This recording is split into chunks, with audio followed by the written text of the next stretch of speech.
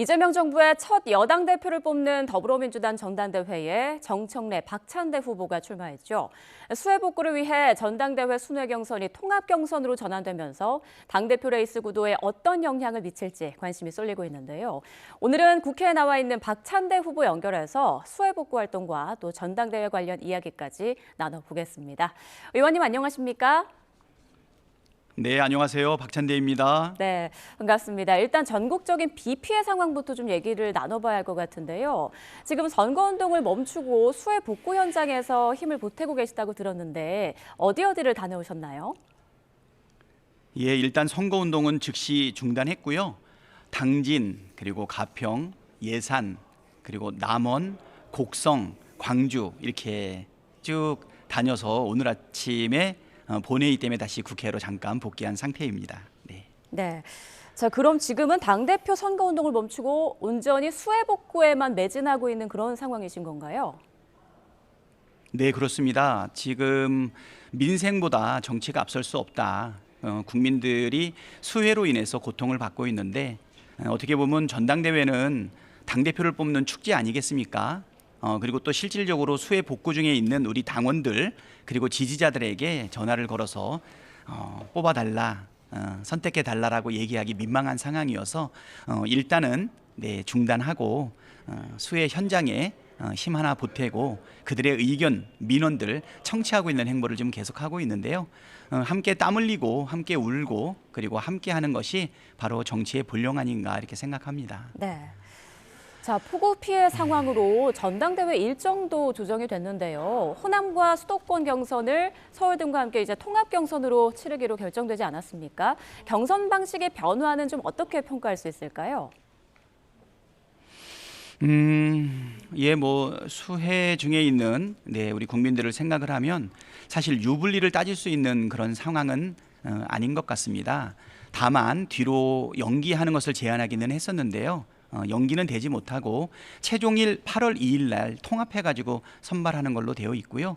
대신 이번 주에 진행되고 있는 ARS라든가 온라인 투표 그다음에 이런 부분들이 뒤로 미루어졌기 때문에 수해 복구에 좀 더 전념할 수 있다. 뭐 그런 면에서는 긍정적인 것 아닌가 이렇게 생각합니다. 네. 그 지난 주말에 충청권과 영남권 그 경선 권리당원 투표가 이루어졌는데 정청래 후보가 이제 앞서는 결과가 나왔습니다. 25%포인트 결코 작지 않은 차이인데요. 8월 2일까지 이제 한 열흘 정도 남았거든요. 그 기간 중에 결과를 뒤집을 수 있을 거라고 보시나요? 예, 지금 우리 전체 100%라고 본다 그러면 네, 지금 이제 한 8% 정도 진행이 됐습니다. 충분히 92%가 남아 있고 8월 2일까지 한 열흘 정도 시간이 남아 있는데요. 그 기간 동안에 박찬대가 가지고 있는 장점 그리고 이재명 정부의 첫 번째 집권 여당의 당대표가 가져야 될 소양이라든가 그동안의 경험과 실적으로 충분히 추격하고 역전하고 승리할 수 있다고 생각합니다. 절실하게 간절하게 그리고 성실하게 임하도록 하겠습니다. 네. 자, 그럼 남은 호남과 수도권 경선 전략은 어떻게 준비하고 계시는지요? 네, 뭐 지금 말씀드린 것처럼 정청래 후보도 훌륭한 분이지만 저도 민주당의 최고위원으로 그리고 원내대표로 또 당대표 직무 대행으로 그다음에 상임총괄 선대위원장으로 결국은 내란을 극복하고 내란 속에 윤석열 대통령을 파면한 이후에 이재명 정부를 세우지 않았습니까? 그동안 얼마나 개혁을 위해서 노력해 왔는지 그리고 결단해 왔는지 그동안에 수없이 많은 원내 전략을 단 한 번의 실패도 없이 다 완수하고 이루어냈던 부분들 그리고 집권 여당의 당대표가 된다라고 하면 개혁 과제를 완수하고 내란 종식 확실하게 하고 그리고 무너진 민생과 경제도 함께 살릴 수 있는 유능한 경제 전문가이자 실적을 냈던 전 원내대표로서 충분히 우리 지지자들과 당원에게 홍보하고 함께하면 저는 충분히 따라잡을 수 있다고 생각이 됩니다. 특히 우리 호남 우리 당원들 지지자들 굉장히 높은 수준의 정치 관여도를 갖고 있지 않겠습니까? 그동안 보여줬던 저의 성과와 경험을 높게 평가해 주실 거라고 생각되고요. 늦게 출발했고 준비가 부족한 부분도 있지만 충분히 극복할 수 있도록 노력하겠습니다. 네, 최근에 이제 통합 경선으로 경선 방식이 바뀌면서 이제 선거 전략에 변화가 생겼다 이런 분석도 나오고 있는데요. 수해 복구 작업을 벌이고 있는 상황에서 정 후보는 안정감에 무게를 두고 있고 박 의원님은 SNS와 유튜브 등을 통한 그 소통에 적극적으로 임하면서 개혁 의지를 강조하고 있다 이런 평가를 들었습니다. 어떻게 보시는지 또 특별한 이유가 있는지도 전해주시죠. 아무래도 늦게 출발하고 시간이 부족한 저 입장에서는 충분히 소통할 시간이 확보돼야 되는데 지금 당면한 과제는 수해복구 아니겠습니까? 낮에는 우리 주민들과 함께 수해복구 업무에 참여를 하고 민원을 듣고 제도 개선을 위한 이야기들을 소통해 나가면서 수해로 인해서 받은 상처에 대해서 위로하는 시간을 갖고요. 그리고 날이 어두워져서 더 이상 수해 복구를 하지 못할 때 온라인을 통해서 유튜버로 지금 소통을 진행하고 있습니다. 새벽과 밤을 이용해서 전화도 드리고 있고요. 박찬대가 왜 이재명 정부의 집권 여당의 당대표로서 적합한지 열심히 지금 홍보하고 있다. 그리고 수해 복구에도 최선을 다하고 있다. 그것이 바로 사람들의 마음을 얻는 전략 아닐까 생각됩니다. 네. 정치에서 가장 중요한 것은 사람들하고 마음을 얻는 것이라고 생각되는데 마지막까지 최선을 다하겠습니다. 이번에 당대표가 되면 이재명 정부의 첫 집권 여당 대표라는 상징성이 있는 건데 대표로서 의원님께서 어떤 리더십을 발휘하고 싶은지 각오와 포부도 좀 듣고 싶네요. 집권 여당의 당대표라고 하면 강한 개인기, 강한 개인 능력보다는 팀을 이루어서 여러 가지 성과를 내야 되는 강한 원팀이 필요하지 않겠습니까? 170명의 일당 집권 여당의 의원들과 함께 개혁 법안, 또 탄핵 법안, 그리고 내란을 극복해 나가는 그 과정들을 쭉 해왔기 때문에요.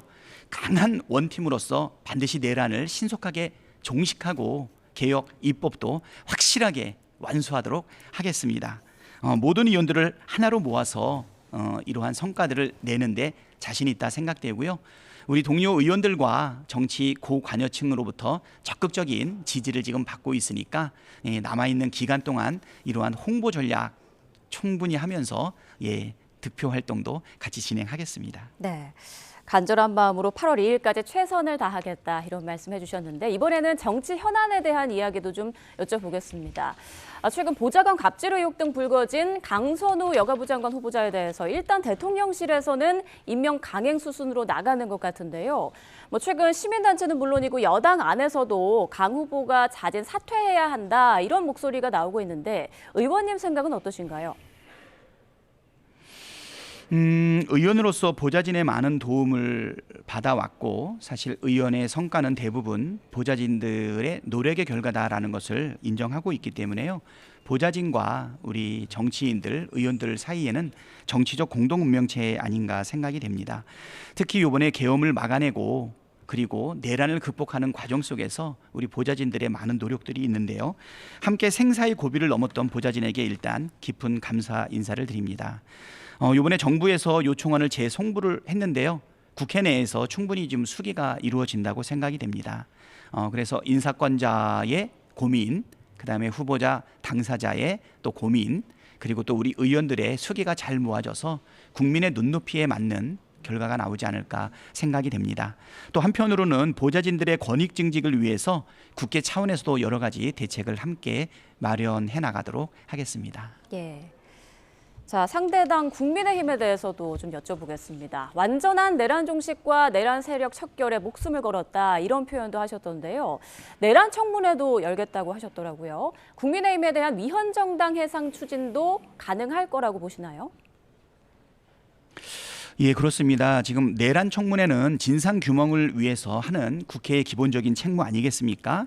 내란의 진상이 낱낱이 밝혀지고 국민의 힘이 내란 세력과 결별하지 못한다면 위헌 정당의 해산 청구 요청에 해당될 수 있다고 생각합니다.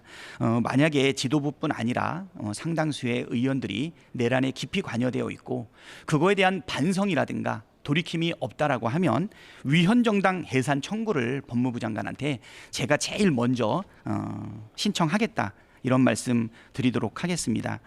실질적으로 내란 종식 특별법을 냈기 때문에요.